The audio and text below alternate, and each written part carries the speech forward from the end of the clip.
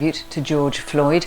Nancy Pelosi, the Speaker of the House, led a silence at the Capitol's Emancipation Hall after reading the names of George Floyd and others who've died in police custody. They knelt for 8 minutes and 46 seconds, the length of time that a police officer had his knee on Mr. Floyd's neck.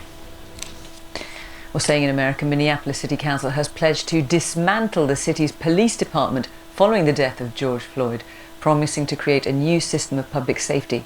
And thousands of people are expected to gather for a public viewing of Mr. Floyd's body in his hometown of Houston, ahead of a private funeral tomorrow. Our North America correspondent Barbara Plett-Usher is there. Barbara. Yeah, we're at the Fountain of Praise Church in Houston, where people are queuing up in the heat. It's very hot here today, for a chance to walk past George Floyd's coffin in small groups to respect social distancing regulations. And this is a public viewing that is going to be going on for 6 hours, and then, as you said, the private funeral will be tomorrow.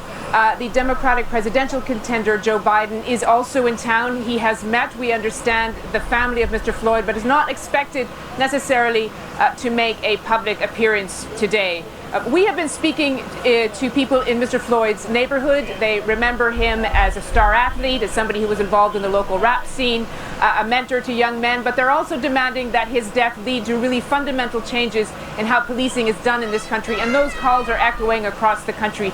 We were looking at pictures earlier there of the Congress people kneeling in solidarity. The Democrats there have unveiled sweeping legislation for police reform. The City Council, as you said, the majority of it in Minneapolis, is pledging to dismantle the police department there and replace it with something that is more community-led. And also the specific case of Justice, the officer charged in this case, is set to appear in court later today, Fiona. Barbara Plett-Usher in Houston, thank you. I'm making a point. In a strongly worded statement,